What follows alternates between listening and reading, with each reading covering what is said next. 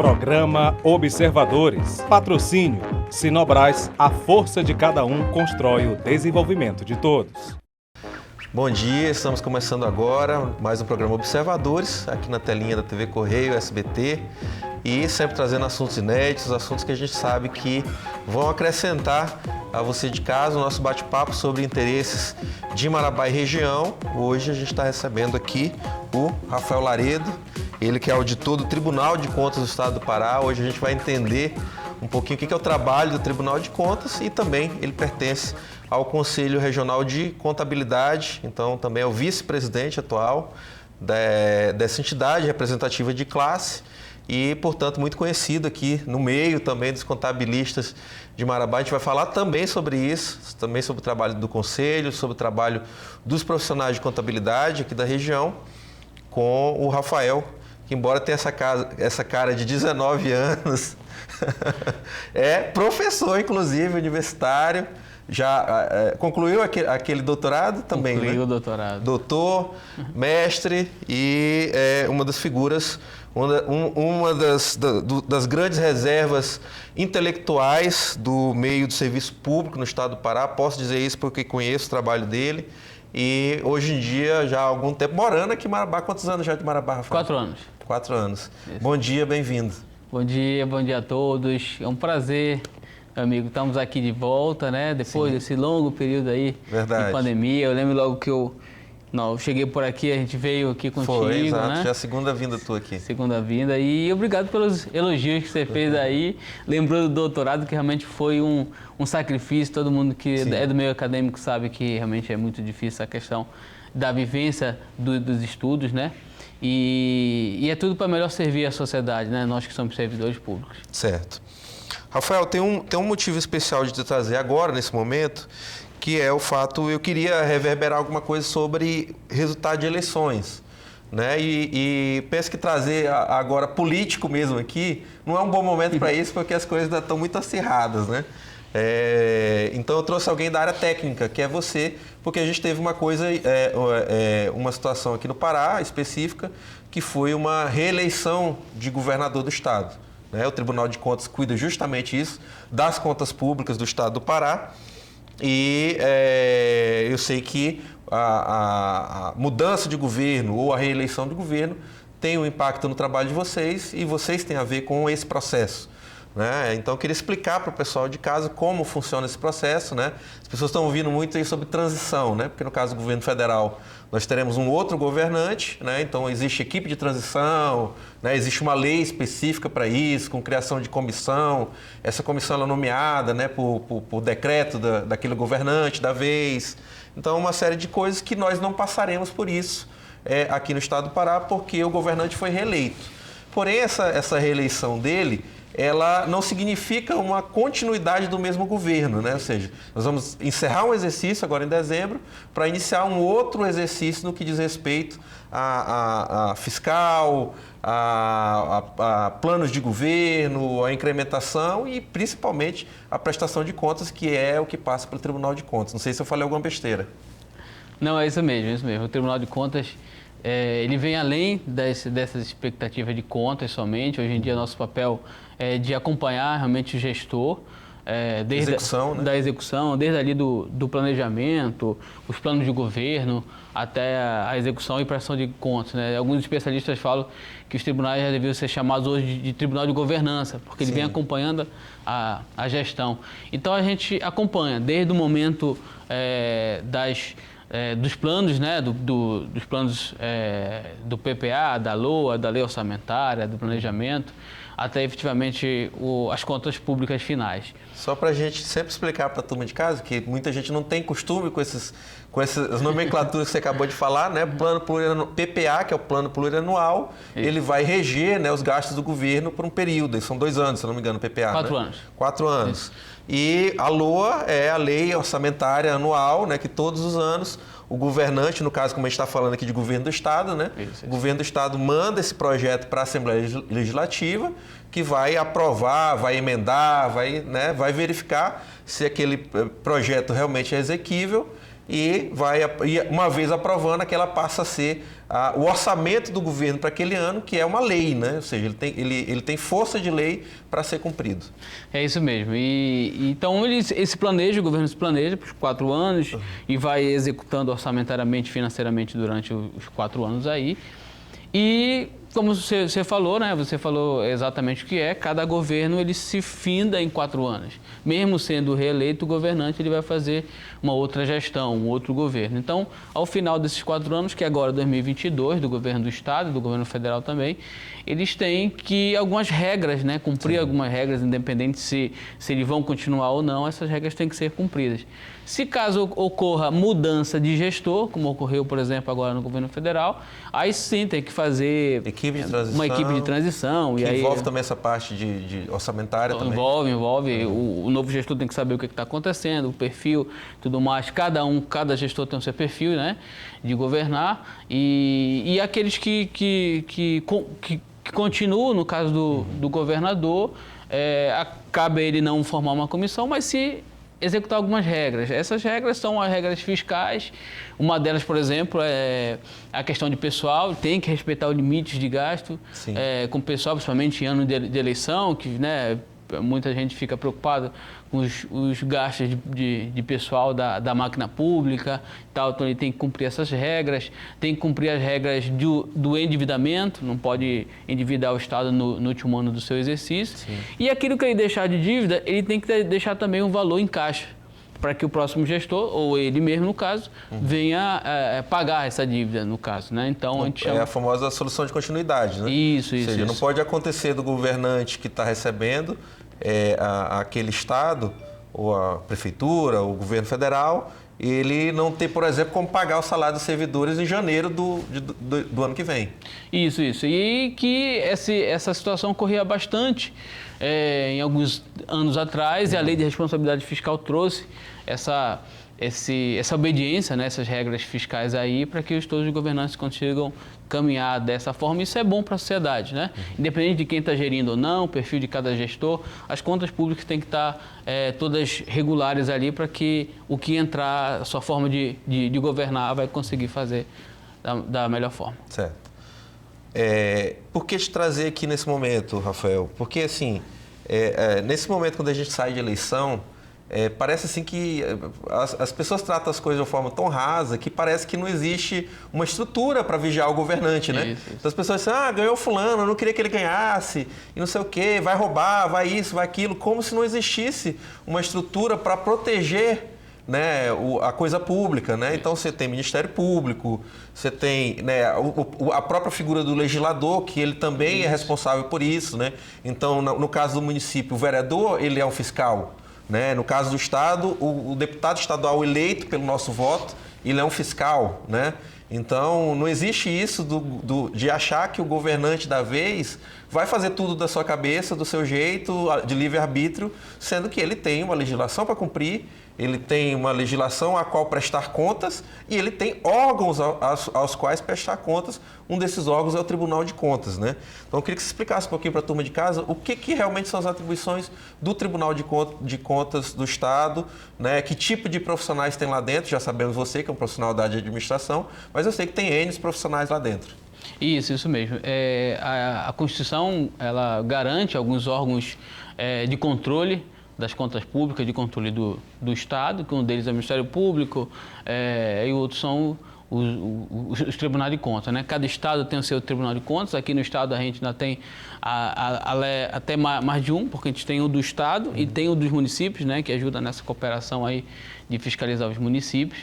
E a função é exatamente essa, de acompanhar o gestor, né? Desde o período do seu plano de governo, da sua execução e também da sua prestação de contas. Então, os tribunais de contas, eles vêm nessa empreitada e, sentindo a dificuldade do gestor na prestação de contas, o Tribunal de Contas entra na questão das atividades de cursos, das atividades pedagógicas, sim, orientando dessa forma possível. Por exemplo, agora a gente vai ter, já vem ocorrendo, a mudança na lei de licitações, né? Certo. Uma nova lei que nós temos aí, algumas mudanças grandes, em que alguns gestores estão com dificuldade realmente. Então, cabe a nós, antes de nós cobrarmos, então vamos dar essa assistência pedagógica, vamos realizar cursos nesse sentido para depois cobrar. Poderia né? destacar duas mudanças aí que são sensíveis nessa área? Pois é, a nova lei de licitações, ela já traz, ela é uma norma nacional, né? Todos os entes públicos têm que atuar,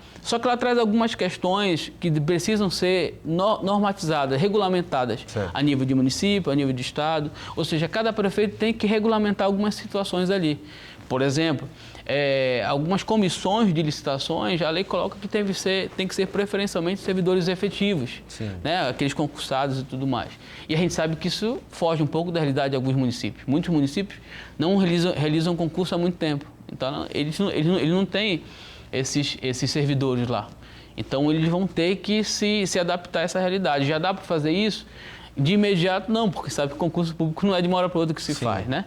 Então, essa é uma chamada, né, que a Lei de Responsabilidade Fiscal... Mas desde já considera uma boa mudança, né? É uma grande mudança, na verdade. É importante que realmente seja um serviço feito por servidores públicos, né? Isso, porque o que requer administração de recurso público, né? A administração de recurso público tem que ser gerido da melhor forma e a gente leva em consideração que aquele servidor que está ali, que faz parte do órgão, que se sente, né, aquela sensação de pertencimento àquela organização, àquela prefeitura, aquele governo do estado, se entende que ele vai estar ali realizando a sua atividade com mais zelo. Então, praticamente assim que a lei coloca. Por isso que ela prefere dar prioridade aos servidores efetivos para realizar esse tipo de funções, né? Certo.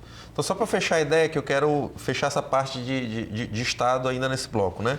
Então, temos um governador que foi reeleito, né? Ele vai encerrar o exercício, ou seja, ele vai fechar esse governo, né? Isso no que tange a parte administrativa, e iniciar um novo governo, né? Do zero. Ou seja, tudo que ficou para esses 4 anos agora que se passaram, que estão terminando, né? Termina agora em dezembro, de tudo isso vai ter uma prestação de contas e vai se fechar aquele exercício. Isso, a prestação de contas ela se dá de forma anual. Ela já se dá anual. Né? De forma anual, ou seja, o exercício se abre e se fecha em janeiro e em dezembro. Mas claro, quando ele termina a gestão com os 4 anos, tem uma virada de chave. As documentações são maiores, né? É exigido mais algumas documentações, então, como você falou, uma virada de chave mesmo, né? Então, alguns mesmo continuando, eles trocam de secretários, trocam de equipe de gestão, às vezes dá, né, algumas mexidas, e esses documentos têm que ser todos encaminhados. Então, realiza, sim, essa prestação de contas de forma anual, mas, realmente, no final dos 4 anos, vai algumas documentações a mais para os Tribunais de Contas. O Tribunal de Contas, ele cuida não somente da vida do Estado em si, mas também dos entes que têm relacionamento com ele, né? Prefeitura, por exemplo, não é isso? Convênios de prefeituras com o Estado. Há algum risco de obras que estão em andamento, né? Uma série de convênios que têm uma progressividade, eles terem algum ruído nessa virada de governo, não? Sim, claro. Toda a forma de convênio, a distribuição de recursos para os municípios, né? Cabe o município gerir, mas também cabe ao Estado fiscalizar, já que foi ele que repassou, né?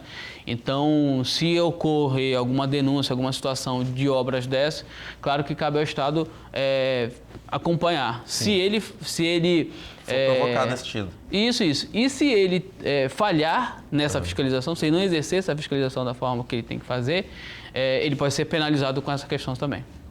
Pois mas a minha pergunta é no sentido de uma ponte, né? Vamos lá, o Estado está ajudando o município a construir uma ponte na zona rural, né? Um estado de zona rural. E aquela ponte não foi finalizada ainda. Corre algum risco dela... eu sei que, obviamente, vai ter que ter a previsão orçamentária no próximo ano, né? Mas, em termos administrativos, algum risco daquela ponte, daquela obra ter que parar? Não, parar não. É exatamente aquela questão que nós colocamos. Assumir dívidas requer ao Estado também que deixe recurso no caixa para isso. No momento que ele fecha o acordo lá com o prefeito de repassar o recurso, ele está assumindo uma dívida. Então, ele mesmo tem que que o governo dele termine na metade do caminho. Mesmo que o governo dele termine. Quem está assumindo a dívida ali, na verdade, é o governo do Estado e não o governador. Então, no momento que ele assina, né, por exemplo, a realização de uma ponte... Independente se mudou o governador ou não, e mesmo continuando, aquilo lá vai ter que ser cumprido. Tem que ser cumprido. A ideia é Obviamente dentro da previsão orçamentária, né? Se não deixar o orçamento também não vai acontecer, né? Verdade. E aí, rapidinho, muitas obras acabam ficando paradas, às vezes alguns empecilhos em alguns órgãos de licenciamento, questão ambiental, essas coisas, né? Que às vezes acaba não andando da forma que deveria realmente as obras. Perfeito, muito bom.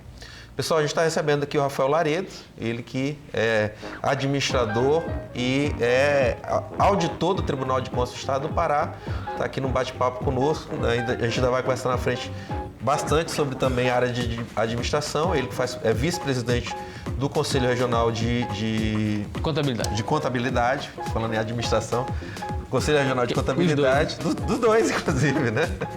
E a gente vai para um rápido intervalo e voltamos em seguida aqui na TV Correio.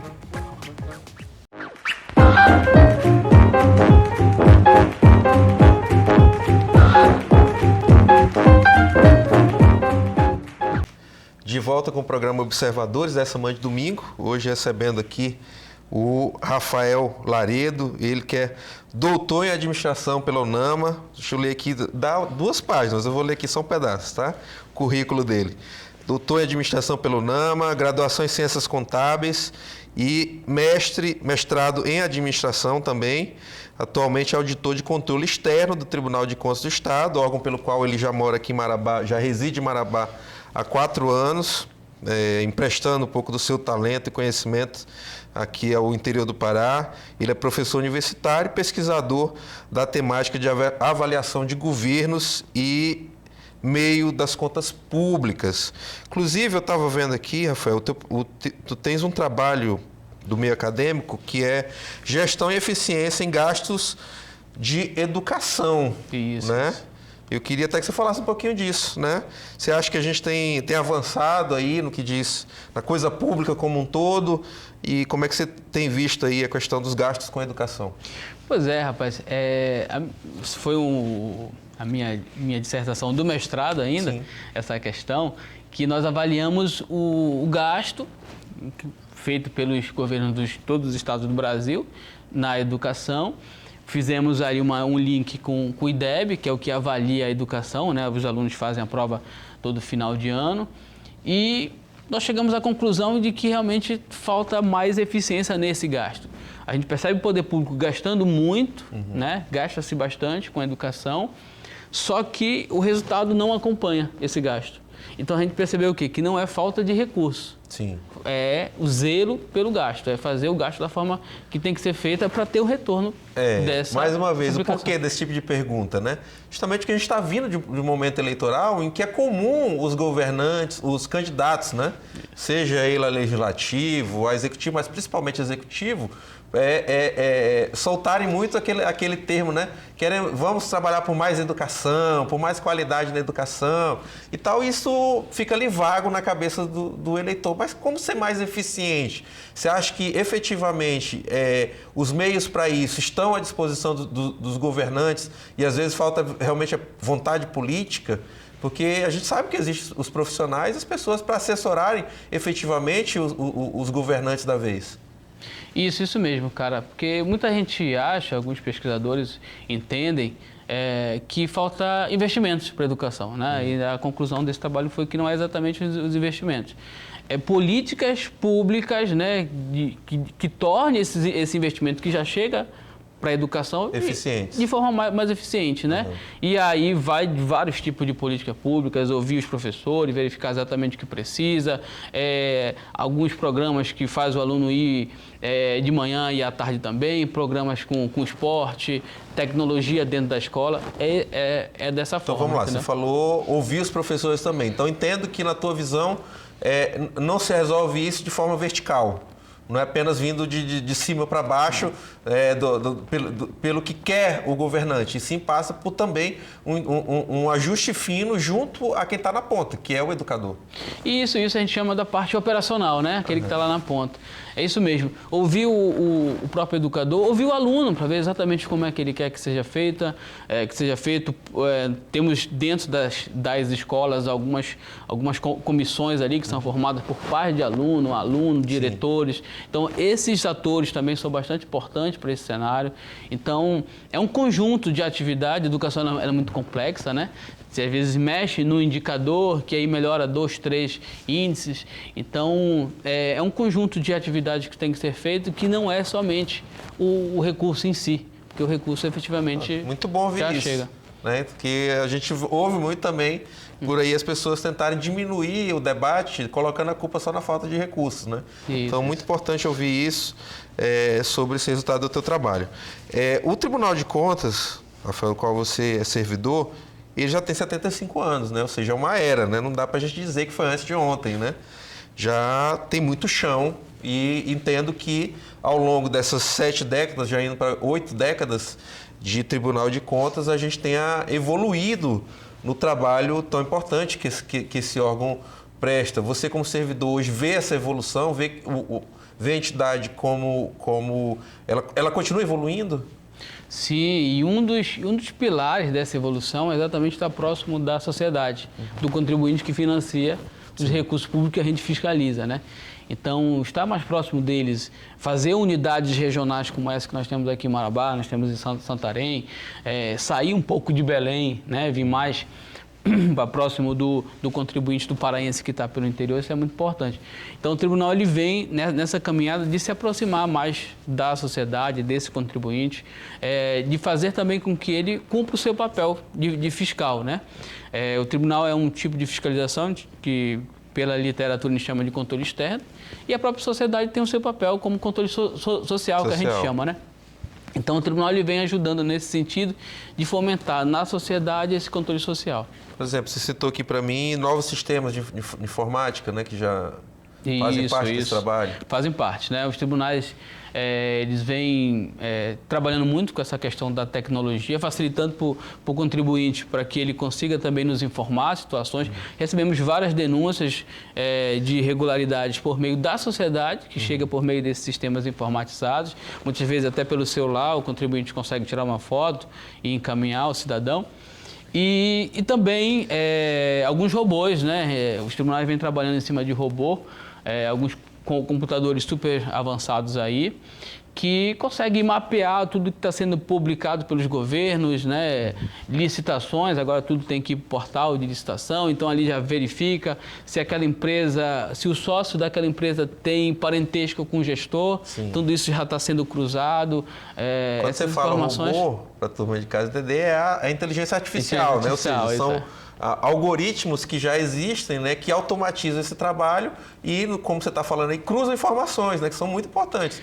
Eu acho que um dos grandes problemas do setor público sempre foi o fato dos órgãos não conversarem entre si. Né? Então, quando a gente vê, quanto mais, não só na área de tribunais de contas, mas no serviço público como um todo, né, os órgãos e principalmente as instâncias, né, município, estado e União, conversando entre si os sistemas, eu acho que isso é importantíssimo e fundamental para que a gente vá destruindo alguns gargalos que sempre atrapalharam a vida do cidadão. Não sei se eu falei besteira. Não, é isso mesmo. E hoje já tem, chamamos de comissão de controle, que é formada pelos Tribunais de Contas, Polícia Federal, Justiça Federal, demais, Ministério Público, forma ali a rede de controle.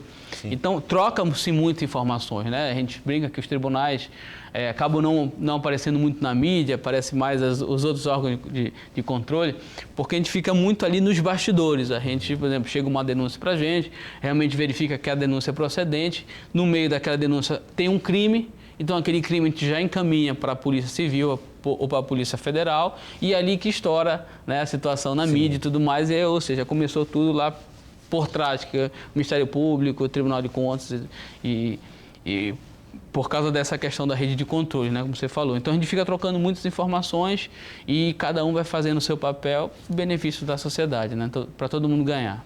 Então tá aí, eu queria aproveitar a tua presença aqui para parabenizar todos os servidores do Tribunal de Contas do Estado do Pará e também os do Tribunal de Contas dos municípios pelo importantíssimo trabalho que presta à nossa sociedade, né?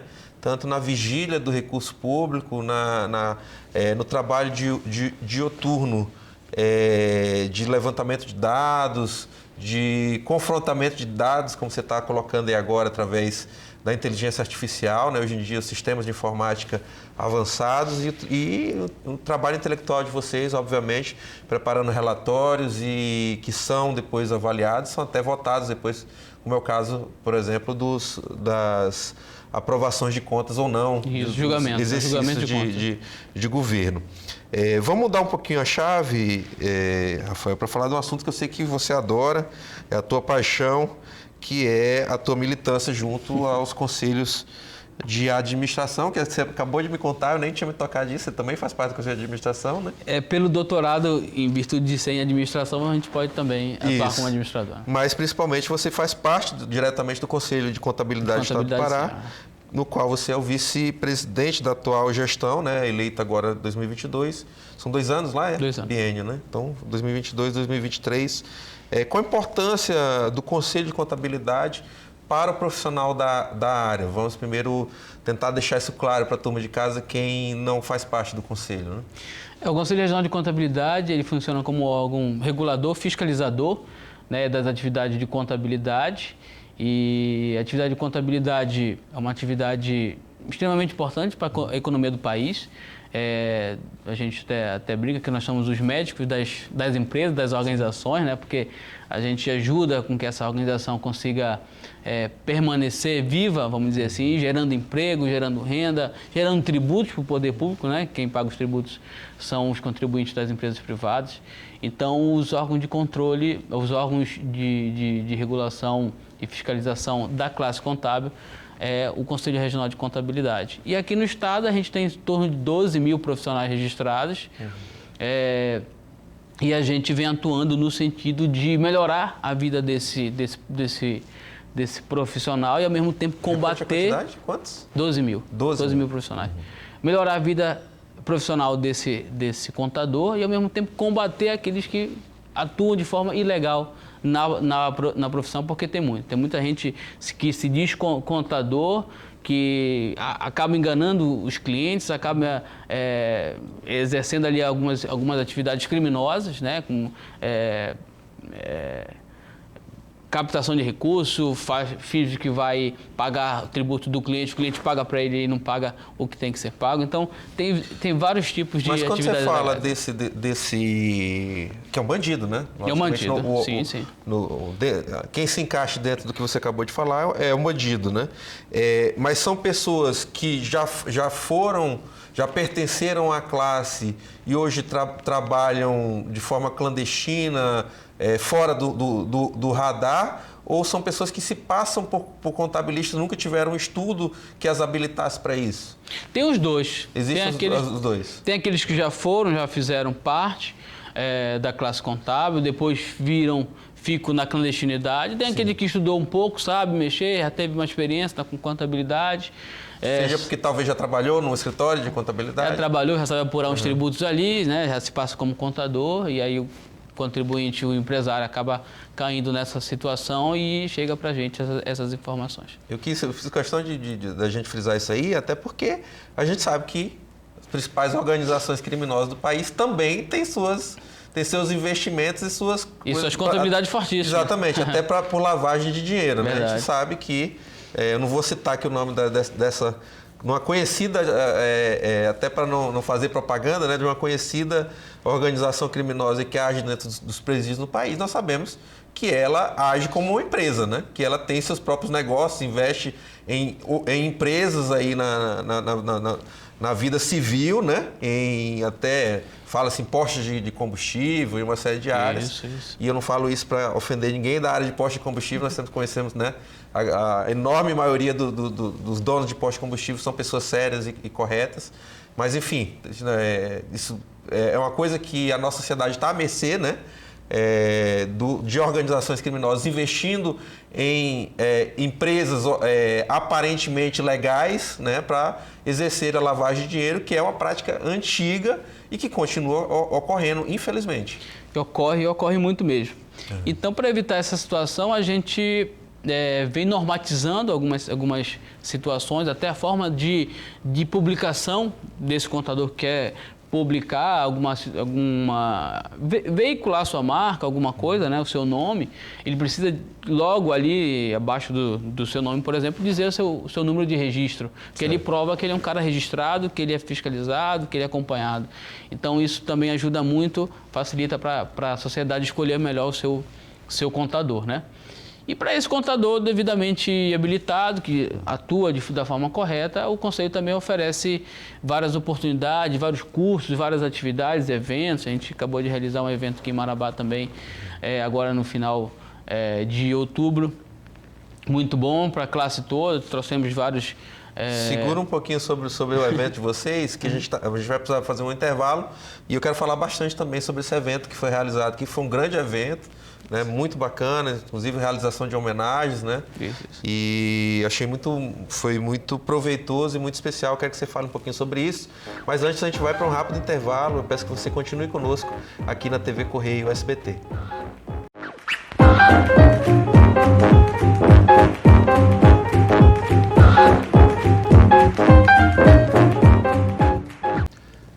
De volta com o programa Observadores, essa manhã de domingo, hoje recebendo aqui Rafael Laredo, esse jovem auditor do Tribunal de Contas do Estado do Pará, hoje em dia baseado aqui em Marabá já há 4 anos, né? Ele que também é professor, e a gente estava falando aqui, já falamos bastante do Tribunal de Contas e agora estamos falando da militância dele junto ao Conselho de Contabilidade do Estado do Pará, Conselho de Classe, do qual ele é um dos vice-presidentes. Rafael, a gente estava falando aqui sobre a importância, né, da área contábil. Eu estava me tocando agora, a gente não vê muita propaganda, você estava falando aí sobre propaganda, né?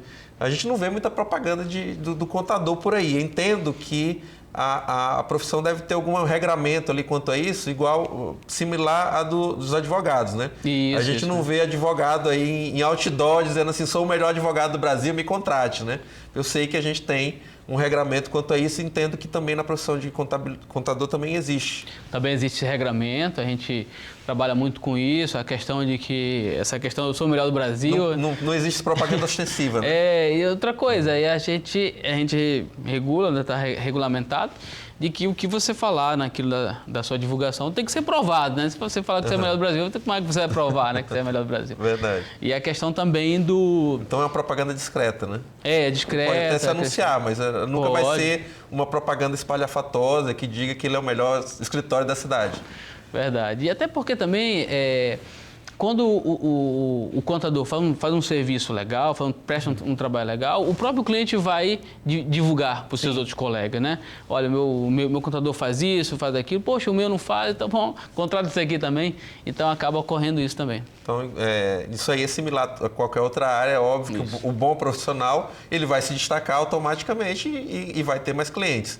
Né? Até eu nem estava aqui na minha lista, mas me ocorreu também te perguntar isso, como é que está hoje, né? Um incremento de novos profissionais no mercado, continua sendo um profissional que tem uma profissão que tem espaço para todo mundo? Cara, tem sim, tem bastante espaço para todo mundo. As faculdades elas vêm, o terceiro maior curso, né, do Brasil todo, que oferece vagas, que tem vagas preenchidas e tem várias áreas também de atuação. Por exemplo, eu atuo na área pública, né? Outro colega atua na área privada. Nós temos, por exemplo, colegas que atuam no terceiro setor, ajudando associações, igrejas, todas elas têm por obrigação legal manter uma contabilidade em dia. Então, vai ter quem tem o seu próprio escritório e vai ter aquele que trabalha dentro de uma grande empresa, né? Isso. No setor dentro de uma grande empresa, na área financeira. Tem isso também. E tem outros colegas que atuam também no mercado financeiro, né? Sim. Então, a classe contábil é ampla exatamente por isso, por ter várias ramificações. Tá. Se eu te cortei, você estava falando no final do último bloco sobre um grande evento que vocês realizaram aqui, e inclusive com homenagens, né, a tradicionais e históricos profissionais dessa área aqui na cidade, que a gente sabe que até bem pouco tempo eles eram poucos, né?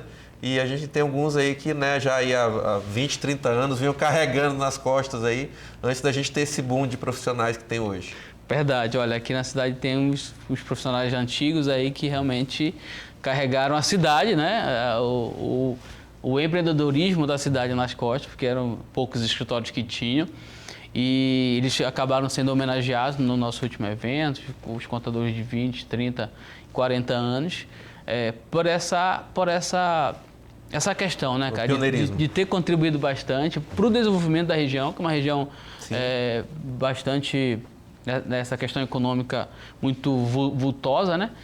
E também por nunca terem respondido por nenhum processo ético, nunca receberam recebemos nenhuma denúncia dessas pessoas, ou seja, passaram 30, 40 anos atuando da forma correta, ganhando seu dinheiro, ganhando seus clientes. Gostei desse destaque, acho tão importante, né? Porque uma das tarefas do Conselho de Classe não é apenas proteger os seus membros, né? Mas também auditá-los, né? Também verificar se eles estão trabalhando de forma correta, porque é o interesse da classe que se mantenha o bom nome daquela classe, né? Então, achei muito interessante você destacar isso, né?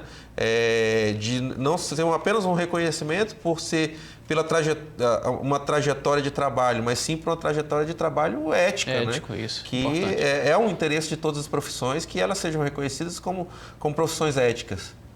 Isso, e o cliente ele começa a fazer esse tipo de avaliação, né? Sim. Poxa, meu contador aqui, ninguém reclama dele, então é importante. Posso até pagar um pouco mais de honorários, porque realmente é uma pessoa de confiança. Nós estamos lidando com uma atividade de extrema confiança. Até brinco isso com meus alunos, que eu falo, olha, tem coisas que o cliente fala para o contador que ele não fala para a esposa dele, né? Então, tem coisas ali que ele tem que absorver aquela situação, tentar resolver para o cliente da melhor forma possível e jamais deixar vazar alguma situação fiscal ou bancária desse cliente, que é um sigilo que você tem que manter. Eu sei que nesse evento de vocês discutiram também a questão de valorização do profissional, né? Como pode se dar essa valorização? O profissional, ele vem... O evento estava com essa preocupação, né? De como o profissional pode ver o mercado, como o mercado pode ver o profissional e como ele pode gerir melhor o seu escritório, né? Então, trouxemos alguns especialistas nesse sentido de nos orientar de como a gente pode gerir melhor nossos escritórios, como a gente pode gerir melhor nossas empresas, os nossos funcionários. Tem grandes escritórios aí com muitos funcionários que praticamente funcionam como uma empresa exatamente. Então, o contador ele está gerindo e está ajudando a gerir outras empresas, mas ele também tem que olhar para dele, que é o escritório dele, né? E como ele pode executar dessa melhor forma. E também observar que existem outros mercados interessantes, não somente uma área específica. Por exemplo, a gente tem contadores que trabalham exclusivamente com a área médica. Sim. Ele vai ser contador de médicos, contador de clínicas e tudo mais. Mas também ele pode ser contador de uma atividade desportiva, ele pode ser contador de uma ONG, de uma associação. Então, foi exatamente essa questão que a gente veio trazer nesse último evento. Por exemplo, alinhando as duas coisas, você trabalha com o Tribunal de Contas do Estado, que audita convênios do Estado com entidades, com prefeituras, etc. Entendo que na execução desses convênios também é necessário o trabalho do contador em muitos momentos, né? Se imaginarmos aí, por exemplo, uma entidade a qual foi beneficiada com algum recurso de algum programa estadual, né? Essas entidades elas têm que prestar contas também, elas vão precisar nesse momento também de um não só do contador, mas de um escritório que tenha essa expertise de trabalhar junto ao serviço público. Isso mesmo. Algumas entidades filantrópicas, associações, entidades desportivas daqui da região recebem recurso do governo do estado, recebem recurso do governo municipal, e para prestar contas tem um rol ali de documentos exigências que o contador tem que levantar, além dos demonstrativos contábeis, questões fiscais, questões orçamentárias, né, e provar que aquele recurso foi efetivamente aplicado, né, da forma que foi contratado. Então, é uma especificidade realmente que esse escritório tem que ter para lidar com essas situações que não são poucos recursos. Sim. São, por exemplo, o governo do estado ano passado distribuiu recurso aqui na região por volta de 715 milhões. Esse ano, e até junho, que foi pela questão eleitoral, já tinha já investido 600 milhões, ou seja, isso está chegando na sociedade e de alguma forma vai ter que ser prestado conta, né? Eu estou destacando isso, Rafael, porque às vezes a pessoa vê assim, não, tal entidade aqui da minha cidade recebeu um dinheiro do governo do estado, né? O governador liberou um dinheiro e tal. E pode parecer uma coisa tão rasa, né? Mas tem toda uma complexidade dentro daquilo ali, né? Tem. Ou seja, ele vai ter que prestar contas efetivamente, né? Da chegada daquele recurso na ponta, de que ele realmente, aquele programa ou aquela ação, ela efetivamente conseguiu cumprir ao que ela se propôs, e a prestação de contas ela é complexa e ela tem que ser bem feita para comprovar que aquele dinheiro realmente fez jus, e nós não temos outras implicações aí que podem ser, até em última instância, cadeia também das pessoas envolvidas, né? Isso. Se houver um descaminho daquele dinheiro. Isso, e até para assinar o recurso, né, até para receber o recurso, a entidade precisa estar em dias com suas obrigações contábeis, fiscais, né? E se ela já com tem um certidão. histórico de não cumprimento, ela não vai receber. Isso, não vai receber. Ou seja, a contabilidade dela tem que ser forte para ela poder receber e continuar recebendo, tem que prestar conta da forma correta. Aí entra o contador nesse jogo. Vamos tentar entrar na cabeça aqui do profissional recém-formado que está montando ali, né? Conseguiu ali um investimento para montar o seu próprio escritório. De repente, vamos imaginar aí uns 3, 4 colegas aí da área que resolvam se unir e montar um escritório deles, estejam começando, né? Como é que eles aprendem uma tabela de honorários, por exemplo? Para isso, eles vão precisar do conselho? Como funciona? Pois é, a questão... nós temos uma comissão, chamada Comissão de Jovens Lideranças. Essa comissão ela é preocupada com essas questões iniciais da carreira, né? Sim. Esse contador que está saindo aí da faculdade, ele tem algumas dificuldades que aquele mais antigo não tem. Certo. Então, essa comissão tem esse viés de olhar para esse novo contador e dizer, olha, conselho, esse cara está precisando disso aqui, e não daquele outro curso, não daquela outra ajuda, né? Porque a atividade dele é específica. E a questão da tabela de honorários, infelizmente, não cabe ao Conselho Regional de Contabilidade fazer, mas cabe às associações de contadores. Ótimo. E a gente tem a associação aqui em Marabá, a gente apoia bastante, que é a Comar. O presidente é o contador Ari, um colega nosso, e ele vem nessa empreitada de implementar uma tabela de honorários, né, como se fosse um piso da classe, né, para que realmente se assemelhe no mercado e não tenha contadores, colegas de profissão cobrando de mais ou cobrando de menos, né, para que tenha um piso para a classe. Então, essa questão da tabela de honorários, o Conselho Regional apoia, né, a associação da melhor forma possível, porque realmente é importante, tanto para aquele que está começando, quanto para os demais escritórios também. Certo.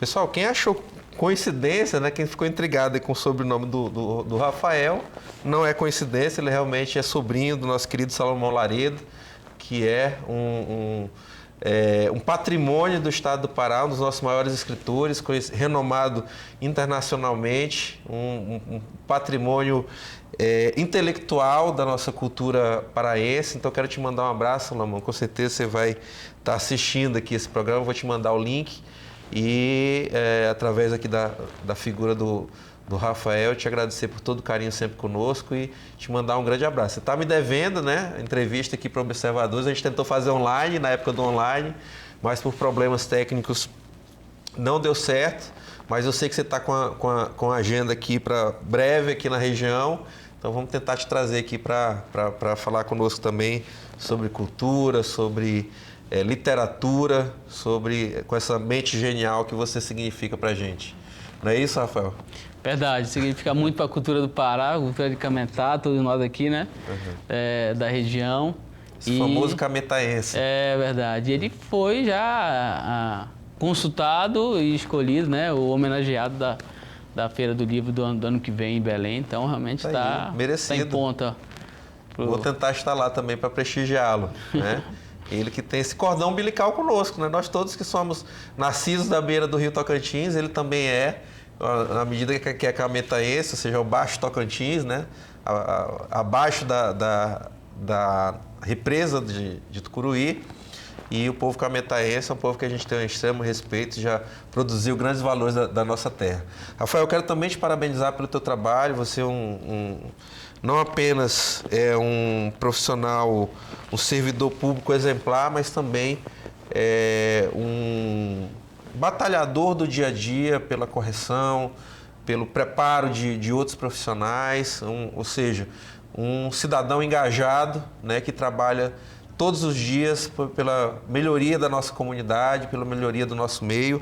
E é uma honra para todos nós marabaenses termos a possibilidade desse teu período aqui em Marabá dedicado ao interior do Pará através do Tribunal de Contas do Estado. Eu que agradeço, a gente está aqui exatamente para cumprir da melhor forma a nossa missão, de ver os recursos públicos muito suados, do nosso dia a dia, dos empresários, né, pagando ali seus tributos, aplicado da melhor forma possível para devolver para essa sociedade em recursos para a saúde, educação, em pontes, né, em um trânsito melhor, em segurança melhor para a nossa cidade. É isso que me movimenta, é isso que me faz levantar todo dia de manhã e falar, deixa eu trabalhar, porque a sociedade precisa de mim, do meu trabalho.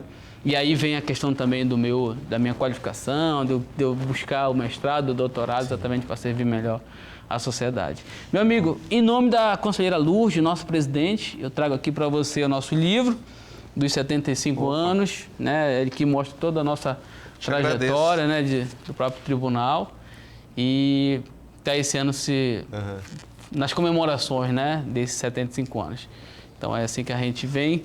E essas comemorações, ela vem desde novos servidores, novos auditores, tomaram posse esse ano, até a questão de medalhas, né? Algumas referências políticas, culturais, intelectuais do nosso estado também receberam medalhas em comemoração a esses 75 anos de contribuição também que essas pessoas deram para o Tribunal de Contas e para a sociedade. Essa obra será muito aproveitada por nós aqui, estudando mais e conhecendo ainda mais o trabalho e a história dessas 7 décadas e meia do Tribunal de Contas do Estado.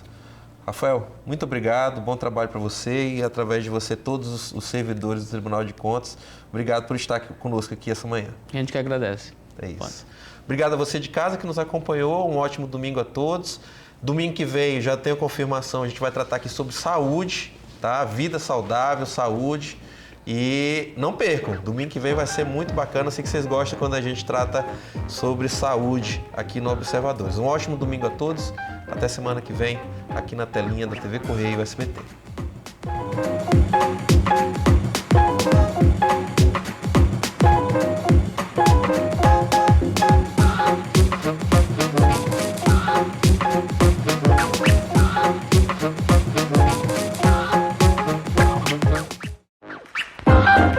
Programa Observadores. Patrocínio. Sinobras, a força de cada um constrói o desenvolvimento de todos.